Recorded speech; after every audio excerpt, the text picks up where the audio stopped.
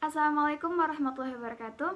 Halo teman-teman, perkenalkan kami dari kelompok 8 mata kuliah Perkembangan Moral dan Agama Anak Usia Dini yang akan mempresentasikan materi tentang Lying Moral Child. Anggota kami terdiri dari saya sendiri Nikmat Rohmah, lalu ada Nurati Syafajar, dan ada Laila Zahwa Fiatun Naja. Berikut adalah presentasi dari kami. Salah satu hal yang diperhatikan secara serius oleh para orang tua adalah kebohongan pada anaknya. Orang tua biasanya menjadi kaget dan panik jika mengetahui anaknya mulai berbohong. Siapa yang mengajarkan kamu berbohong? Demikian biasanya orang tua menegur pada anaknya.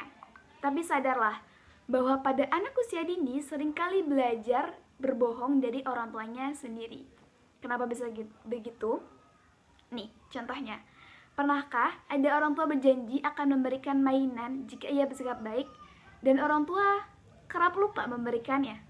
Atau pernahkah orang tua berkata pada anaknya untuk mengatakan pada tamu yang datang bahwa beliau sedang tidur hanya karena malas menemui tamu tersebut? Jadi bisa dikatakan salah satu kesalahan yang sering dilakukan orang tua adalah mengajarkan anaknya berbohong. Meskipun merasa hal itu adalah kebohongan putih saja. Berikut adalah alasan anak usia dini melakukan perbuatan bohong. Yang pertama, anak-anak berbohong untuk menghindari masalah. Paling sering nih, anak-anak berbohong untuk menghindari masalah.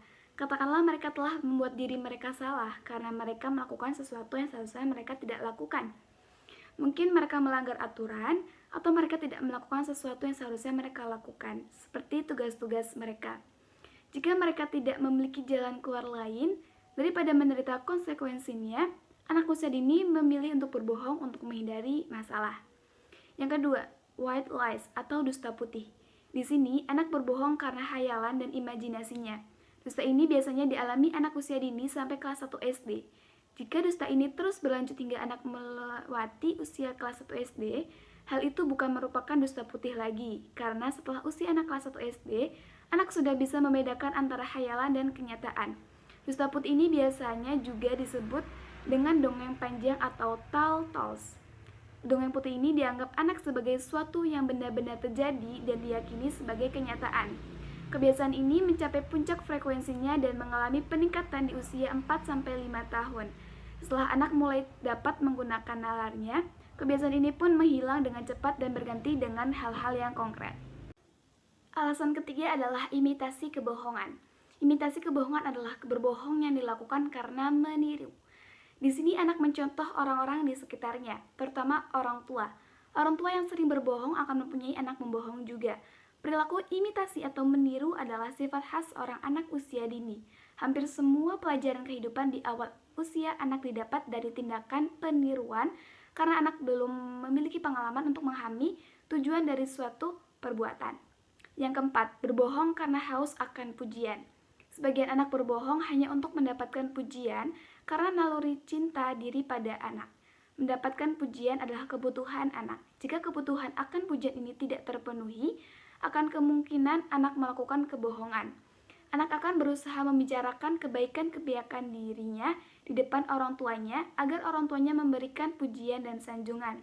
Pemberian pujian yang berlebihan kepada anak sangat tidak dianjurkan karena akan mengakibatkan anak tidak dapat mengukur kemampuan dirinya. Pujian yang tepat dan diberikan di saat yang tepatlah yang dibutuhkan anak sebagai penghargaan atas dirinya. Alasan yang terakhir yaitu berbohong karena takut. Bayangan ketakutan anak akan hukuman terhadap kesalahan yang ia lakukan begitu menghantui sehingga strategik berpikirnya mendorong untuk berlindung dari hukuman dengan berbohong. Jika hal ini berlanjut terus akan menjadi suatu kebiasaan anak. Kesalahan-kesalahan mulainya dilakukan anak tanpa sengaja, berlanjut pada kesalahan-kesalahan yang ia sengajakan. Perkenalkan, nama saya Nurati Fajar dengan NIM 1601421006. Di sini saya akan melanjutkan pemaparan materi dari Hikmah. Langkah-langkah untuk mengetahui anak usia dini ketika sedang berbohong. Langkah yang pertama adalah lihatlah ekspresi wajah si anak. Anak yang berbicara jujur, mimik wajahnya akan santai dan menunjukkan emosi yang sesuai dengan apa yang ia katakan. Tetapi jika anak sedang berbohong, wajahnya akan terlihat gelisah karena ia sendiri tahu bahwa dirinya sedang berbohong. Langkah yang kedua adalah dengarkan dengan cermat apa yang anak katakan. Bila ia berbohong, ceritanya akan terdengar aneh dan tidak masuk akal. Sebagian cerita mungkin terlihat bisa dipercaya. Bila kita mencurigai bahwa anak sedang berbohong, minta dia untuk mengulangi cerita yang ia katakan. Bila cerita yang ia berikan jujur, maka tidak akan ada yang berubah saat diulangi. Bila cerita tersebut berbohong, maka akan terdapat bagian yang tidak bisa dipercaya atau malah susunan ceritanya berubah. Langkah yang ketiga adalah kita harus bisa menentukan apakah cerita yang ia berikan terdengar seperti dilatih atau memang spontan. Anak yang berkata jujur akan langsung bercerita apa adanya. Cerita yang ia berikan akan tampak seperti pengulangan jelas dari kejadian yang berlangsung. Namun, jika cerita itu bohong, ada beberapa hal yang akan terlihat seperti bukan kenyataan.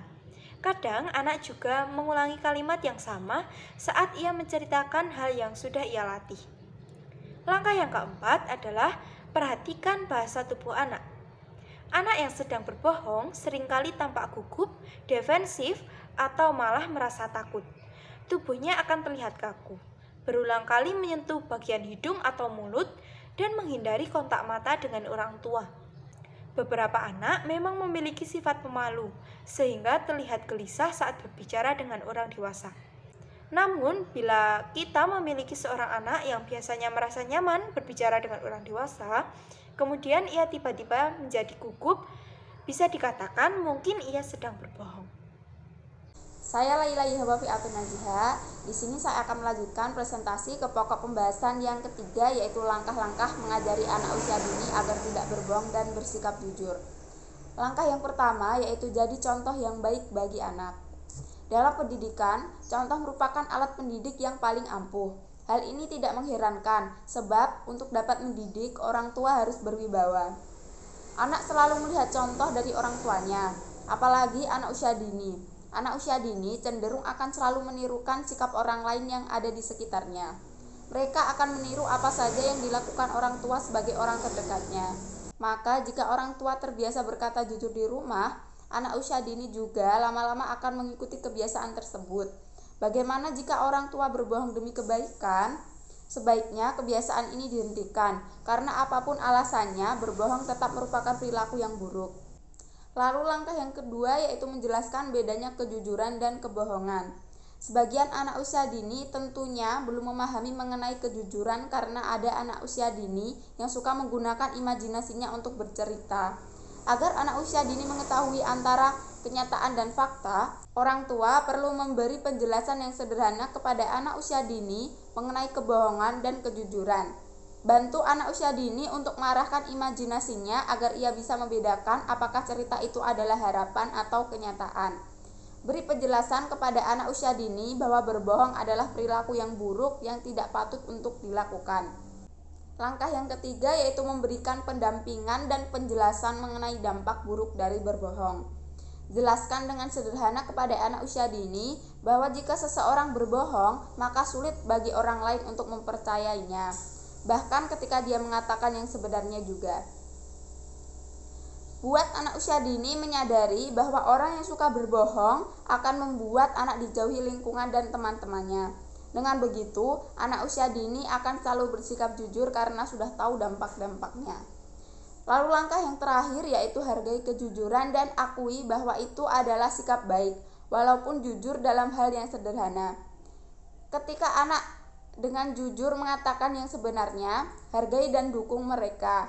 Beri penegasan dengan pujian kalau orang tua bangga anak sudah berkata jujur. Dengan mengakui kesalahan dan mengetahui bahwa orang tua menerimanya, anak akan menghindari perilaku berbohong muncul di kemudian hari, dan anak senantiasa akan selalu bersikap jujur kepada orang lain. Oke teman-teman, demikian presentasi dari kelompok 8 mengenai lying atau berbohong. Semoga bermanfaat bagi kita semua. Mohon maaf apabila ada salah kata yang kami ucapkan. Wassalamualaikum warahmatullahi wabarakatuh.